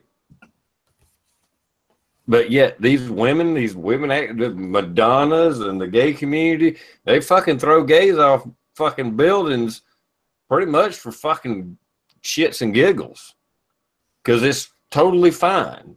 They're going to meet Allah. If, hey, if you throw these gay people off a building, hey, this is all good. This is a scourge of the earth. We got to get rid of them. Now, that's not my words. I'm talking about them. And you want to embrace Islam when they're killing you, they're raping you, they're imprisoning women for being raped. Throw their ass in prison, if not stone them to death. And you want to embrace this religion? Mm-hmm. It's not a fucking religion. It's a fucking cult.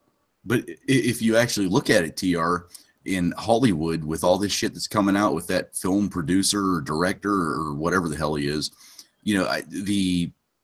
his bosses did the right thing by suspending him / firing him. But look at all these women that are coming out in support of him. It's sickening. It's absolutely sickening that it's gone to it's accepted because we're in Hollywood. Are you that fucked up? I mean, is making a movie or getting your face some screen time worth having to deal with that stuff?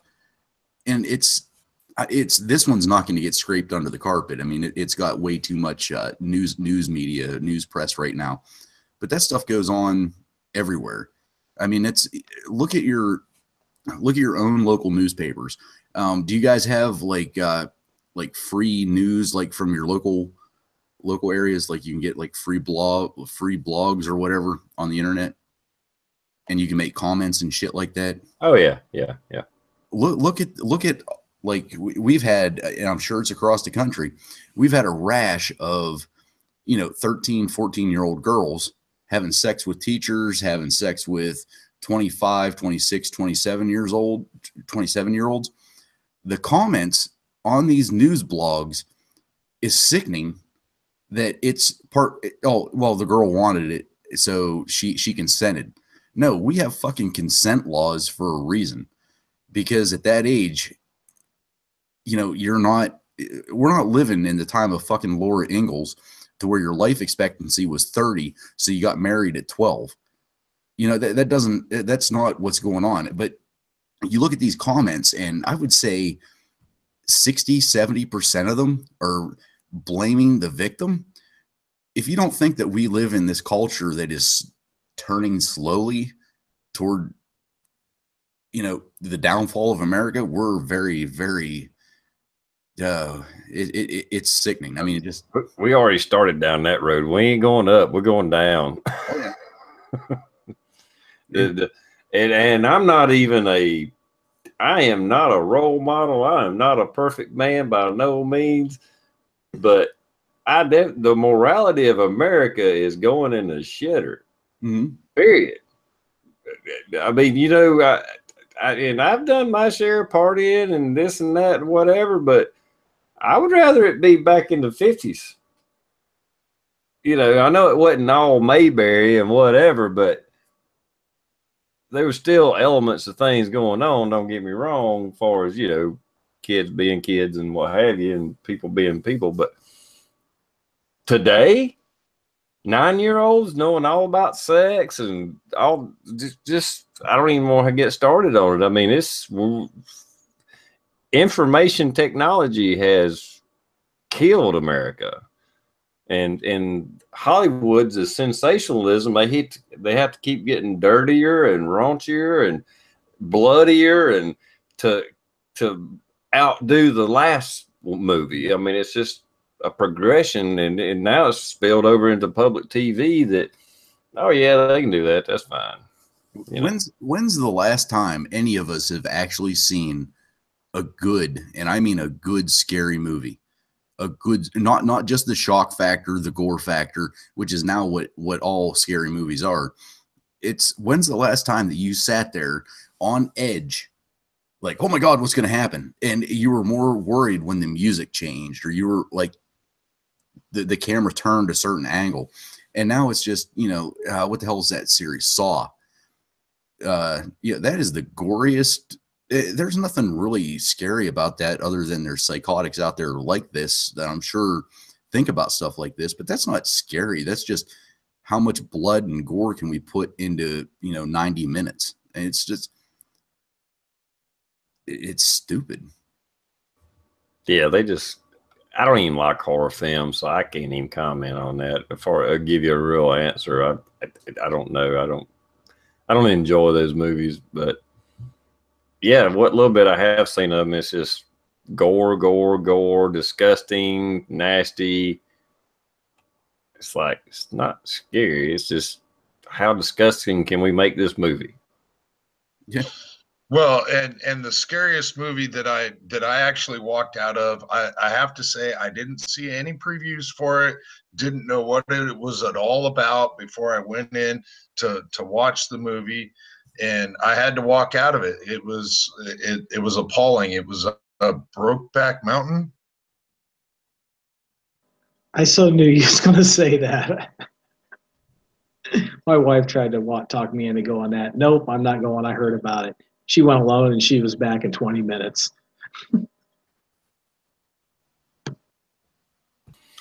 I was trying to think of a good one, but I couldn't think of one offhand. I like thrillers. That's about as close to a scary movie. Like, when I say thrillers, I don't know if that's the right terminology, but movies that, like, especially ones that really throw you off. I mean, I'll watch something like, and I'm thinking some old school or movies that's been out a long time, like Seven, or what was one with Bruce Willis and where he was dead, but you didn't know it? The Sixth Sense. The Sixth Sense. Yeah, I mean, I'll watch stuff like that, but just far as Jason versus the Predator or some shit like that, or Saw, like that, the gore movies, I don't care nothing about. There's so many different genres of horror movies out now. It's not just a genre all by itself. There's so many different of them out there, and we've evolved so far from movies like The Birds, and you know, Psycho. How much gore did you actually have in those movies? It was what you didn't see that was the scary part, that actually had you on your seat on what was actually going to happen next. But the things that you didn't see was what was actually scary. Yep, exactly. They're getting away from the artistic point of making movies to just how much shit can we jam down this in, you know, 90 minutes. But I'll tell you, this is probably bad because I just downplayed gore and stupid shit. My favorite movie of all time, without a doubt, is Deadpool. That is one of the funniest movies I have ever seen in my life. It's funny, it's action-packed, and bam. I love that movie. Oh, I'll agree. Yeah, I got it on DVD. Oh, yeah. I think Yeah, that's... and I'm I'm guilty of giving in to the Hollywood to a degree. Just like I'm guilty of it myself because some of those movies and stuff I do enjoy, but and they are. I mean, Deadpool could not have been made in the damn 70s, but at the same time, Blazing Saddles couldn't be made now. Right. Right. So, Yep. But as far as the blood and gore and sex and stuff like that, I think they have gotten pretty far with it. But Deadpool was R-rated. I mean, it ain't like it was, oh, this is G-rated shit, Not trying to defend it, but, it was pretty. And they were so upfront with that. They're like, do not take your kids to this movie. This is not the X-Men movies that you have seen or the superhero movies. Do not take your kids to this movie. And yet you see 7-8-year-olds in the movie theater. It's like, really? Are you a fucking idiot? I can't believe that they just put that on the TV screen. Or on the movie screen. I had to take my kids out of the movie theater. Well, no shit. It's not like there wasn't warnings. Wasn't it R-rated? Yes. Yeah, that's what I thought. How often do you see? I mean, I remember back years ago, and especially, when I was paying attention as a teenager, young teenager, older teenager, there was R movies left and right because anything that was pushing the envelope, they would just go say, "Oh, R-rated." Yep. Now, hell, probably the Saw videos are just PG-13 or something. I mean, I don't know. Yeah, I mean, look at the R-rated movies. I don't want to say way back then, but like Porky's, that was rated R. Hey, shit, that's like considered nothing. You can turn on like, I don't know. They probably play that in full without editing it on NBC or something. Yeah, pretty much. I mean, it's just, and here's a movie. Have you guys seen Hell or High Water? It's a movie that just came out. It's about bank robbers. And just a real quick, like my favorite part, it was a pretty good movie, but my favorite part, it's two bank robbers. They're in Texas and they're hitting small town banks, small town. Or no, they weren't in Texas. They're in one of the states that bordered Texas. Well, they decided to, on their last heist, they were going to go to the main branch of this bank, which was in Texas. And they walk in, and it's the only time that it actually kind of got gory or whatever. But they walk into this bank, and the security guard comes out and starts shooting at them, and they end up wasting the security guard. There's a guy in the bank that has a gun, and he tries to shoot them, and he gets wasted. They walk out of the bank or run out of the bank, and they're trying to get it to their car. And there's 15 Texans lined up on the street. Like, what the fuck? And they all start unloading on these assholes. It was like they didn't plan on, being in Texas, but yeah, that's a definite movie that if you haven't seen, Hell or High Water, I would suggest that one. Oh, what was that movie? Land or No Land for Old Men, or it's supposed to be down south around Texas and Mexican border. I know I'm butchering the title of it up, but this guy had that bolt air compressed bolt gun where he just come up and boom, pop people in the head with it. Oh shit! What was you saying? It was Land for No Old Men, or no something like that. No Land for Old Men. Yeah. It's got I can't think of his name. The sheriff guy that's on it. Yeah, same guy that's in that Alien whatever movies. Yeah. Yeah. Will Smith's partner in the Alien Men in Black movies. What's his damn name? Fuck. Anyway. Yeah, it was a good movie. Yeah, Side Chat has it right. No Country for Old Men. No Country for Old Men. There you go. Tommy Lee Jones. That was a good movie. Yeah. And at the end, he flips the coin and gives the kid a $50. Yeah. Takes the bicycle. Hell or High Water. Okay. There's a lot of good movies out there. I'm a movie buff. I love movies. I don't watch TV. The only TV I watch is clips off Facebook or the few minutes I'm in the break room at work. I was telling somebody that today or yesterday because I was watching like the Fox 24-hour news, you know, and he made some comment about it, and I was like, the only time I get to watch this is when I'm at work. Okay, so that's why I turn it to that damn channel when I come in here. If nobody else is in there, I turn it to that channel, and you're not changing it. This is the only time I get to watch it. I don't have cable. I don't even have local TV right now because I got a little HD antenna that's amplified, and I guess it went bad or burned up. I get no TV. I don't watch any TV, but I watch movies, and I watch YouTube, of course. That's it.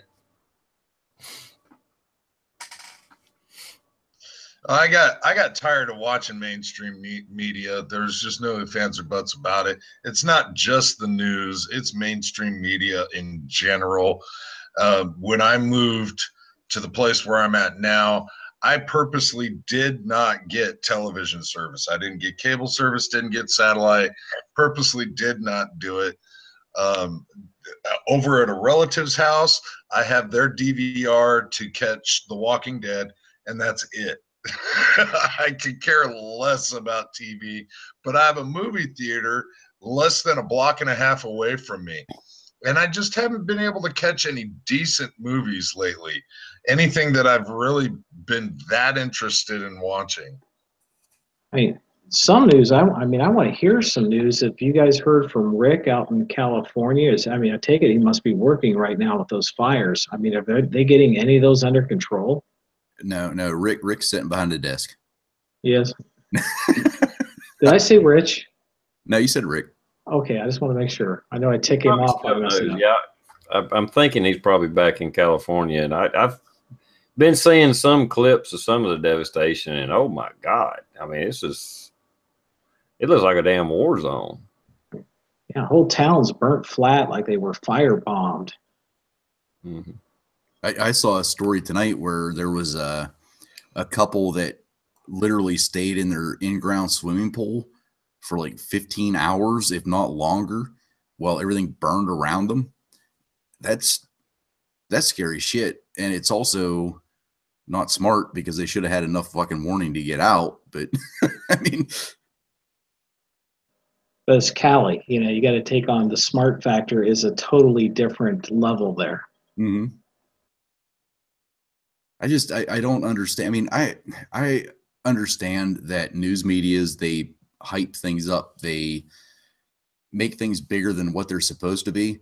But if any one of us, if somebody was to say 10 o'clock tomorrow night, somebody's going to drop a napalm bomb on your house, and this is definitely going to, this is without a doubt going to happen. Are you going to stay in the house?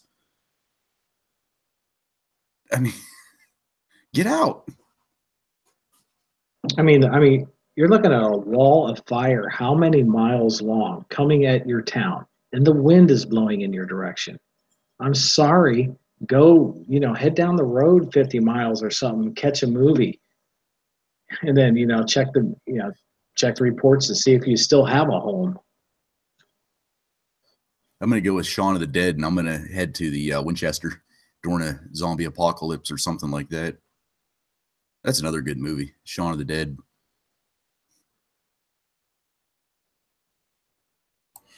I think you're a horror movie connoisseur, Blue. No, I like stupid movies. Let's put it that I like more stupid movies than mainstream movies. Like A Million Ways to Die in the West. I was about to mention that one. I do enjoy a good stupid comedy. I was telling my buddy Tool Monkey, I was like, you got to see that. It's just hard to explain. It's dumb as hell, but funny as all get out. I mean, it's just not even trying to be authentic or anything. It's just trying to be funny, and that is a funny freaking movie. Definitely do not watch that with kids in the room. No. I think it's only rated R, but I mean, they push so many boundaries. Oh, look, the ice. I mean, just shit like that. Just Somebody always dies at the fair. The best part of that whole movie was the guy it was his fiance was a whore, and they wouldn't have sex because they weren't married, but she was a whore. Oh, go watch that movie. Yeah, I don't want to give any more lines to it, but I will say I think they still, not often, probably hardly ever, but they still make good, wholesome movies. They're few and far between, but they're out there. We've been passing around DVDs and stuff at work a little bit here lately, or at least a suggestion, hey, watch this, watch that, watch it. But like I lended a DVD to a buddy of mine at work, Secondhand Lines. Have you guys seen that? Mm-mm. That is a good movie. That is okay. Write that down, Blue. Secondhand Lines. Don't make me send you a damn movie again. I'm sure I've got it either on Amazon Prime or Netflix or something. Yeah, Netflix probably have it. I don't know if it's on Amazon Prime, but Secondhand Lines. That is one of the best movies I've ever seen in my life. Then you can let your children watch it. It's encouraged to have your kids watch it. Yeah, absolutely. Secondhand Lines. And if John Wayne was still alive when that movie came out, he would have been in it. Robert Duvall. I forget the other guy. He's an English guy. I can't never remember his damn name. Is in it, but it's awesome movie. Oh, well, he was the one that played on Lonesome Dove, wasn't he? Yeah, I think. Yeah. Yeah. Mm-hmm. Yeah. Yeah, I like Robert Duvall. He's made a lot of good movies. I'll tell you, this is going to be bad. This is one of my other second guilty pleasures is the movie Jack and the Beanstalk. Have you guys seen that? I know you haven't. There's nobody on this panel that has seen that movie. That's a good one. You can watch out with the family. And it's which version of it are you talking about? It probably came out in like 2012, 2013, 2014. I think it's called Jack and the Beanstalk. Oh, nope. The wife is in the background, and she said it's just called Jack. Yeah. Wait, the one where the giants come down? I know what movie you're talking about. You've only watched it 1,000 times. Yeah, Jack. It's one of the newer ones. It's going to be just Jack. It's going to be just the word Jack. I thought Jack was the one with Robin Williams, and he was a kid that had the disease to where he aged real quick. You remember that one? Yeah, you might be right on that. Man, what is the name of that? I'm so horrible with names.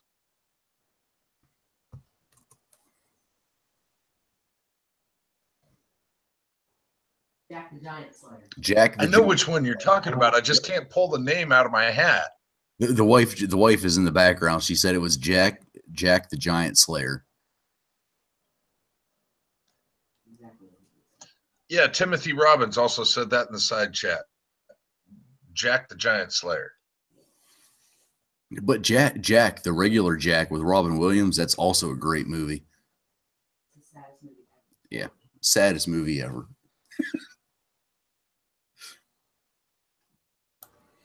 Yeah, they make good movies. I mean, especially they're designed for kids. But some of those, I know the animated ones, they put enough adult humor that a kid wouldn't catch in them to make them enjoyable for adults too. But they make good movies every once in a while. They're just few and far between. As far as regular adult movies that kids can watch, it's not a kids movie.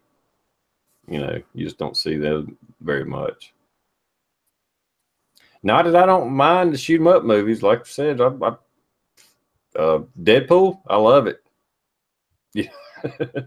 John Wick, hell yeah. The last movie I paid money to, nah, it wasn't. Second, I went and I paid money to go see John Wick 2. The last movie I seen, actually, believe it or not, well, I shouldn't say it like that, but was Atomic Blonde, and I went with Sonya, and she had a choice. It was like, I'd like to see Detroit, but I kind of want to see Atomic Blonde, and I know you would enjoy that. And I was like, yeah, I'd enjoy that. Let's go see that. I don't know if y'all know what that is, but it's an action movie. It's pretty good, actually. And actually, the wife just said that, what'd you call it? The Shrek effect? The Shrek effect. The very first Shrek that came out, they had so much adult humor mixed in with a kids movie. The kids had no idea, but like when they walked up to the castle and Shrek's like, oh, look at the size of the castle. You think he's trying to make up for something? You know, the kids have no idea, but yeah, those little subtle innuendos or whatever you want to call them, you know, they were in there just enough to make it. And it was a good little movie anyway, but they still slipped that adult humor in there. Yeah. Enjoyable by the if whole you're thing. a parent of young kids, you've got to have some of that in there because you're going to watch that movie 1,000 damn times. Mm-hmm.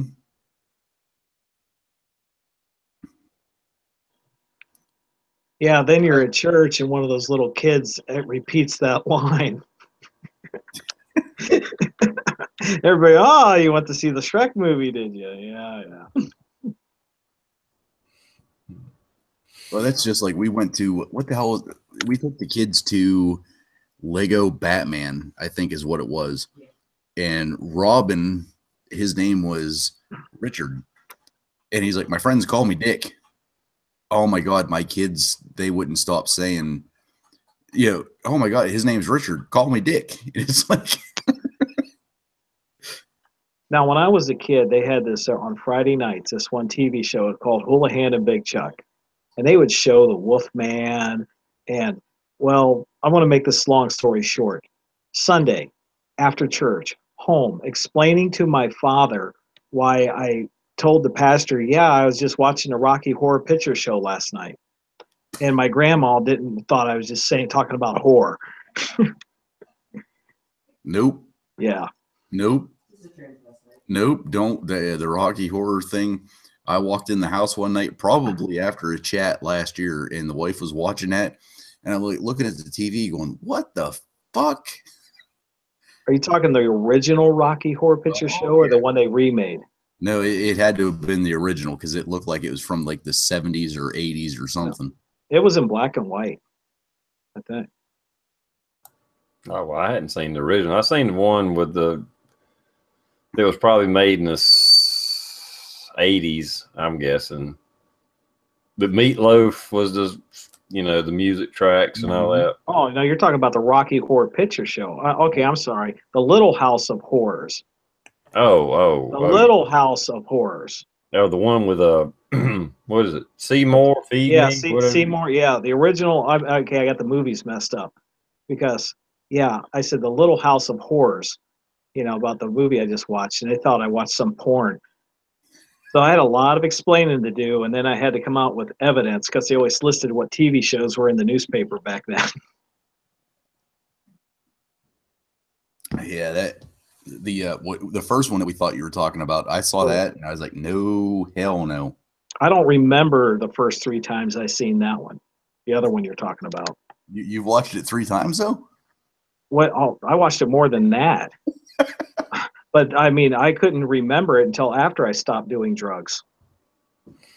Yep. Oh, hell, I'll let Blue get back before I end this, but we're about to wrap this up. There you go. Hell, yeah, the first time I seen Rocky Horror Picture Show was in a theater. It was in the mid '80s. So they say so. Just kind of heard rumors about it. Not really nothing. It was a brand new theater. Hell, we was smoking. Well, even then, you wasn't supposed to smoke in the theater. People running up and down the aisles, acting it out, and wearing costumes, and it was like, what? And I was probably like 16 or 17 years old. It was, the hell's this? Oh, Jesus. Yeah, TR, I met a girl at a Halloween party, and she was actually dressed up as Columbia from the movie. And I didn't know it because I had never seen the movie before in my life. We hit it off and we started dating, and I started to go to the theater with her every week to watch this. And very, very shortly after I became part of the crew, a little while after that, I became one of the players in the movie. Not some of my proudest moments, but it's really fun to throw wet toast across a movie theater. It was a good time. If you've never seen the Rocky Horror Picture Show live, it's completely different than if you rent the movie and take it home. Yeah, you walked away, Blue. I was going to tell you probably missed out on the, and even when I seen it, I think it had already been out a while, but first time I seen it was at the theater. It was like a midnight showing, and people would dress up. That's what we was just talking about. People would dress up, act out the damn movie in the theater. They're throwing rice and this and that and running around the damn theater. Hell, we was smoking, kick back. Me and my buddy, we was like smoking cigarettes, watching the show as much as we was the damn movie. It was a wild ass, crazy event. It was like, and I was 16, 17 years old. I was like, what the hell's going on? Got this weird, stupid movie playing, and all these other weirder people running around the damn theater. What the hell? Never had the privilege of doing that. I'm the guy that whenever I go to a movie, which is slim to none, maybe once a year, I'm the guy that sits the whole way in the back as far as I can in the middle row so that I can watch everybody. So if something happens,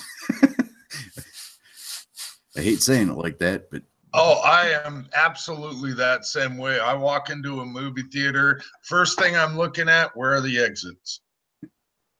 And I'm literally planning it out, going, okay, there's no way anybody's going to sit behind me. I don't care if there's people up in that aisle. I'll go sit right next to them. Usually they'll move, but nobody's going to sit behind me. I'm going to see all the exits. And yeah, I plan that, but I kind of do that everywhere I go, tell you honestly. I can't go to a restaurant. I can't go to things like that without looking at where my exits are. And, I need to be able to see people coming and going. I need to be able to see the majority of the room that I'm in. Yeah. Yeah. My wife is and that's just the way that I operate. Yeah. The wife is hearing everything you're saying and laughing because I cannot sit with my back toward the front door. There's no way. Like if I'm sitting there, I've got to be able to see the front door, who's coming in. It's just the way it is.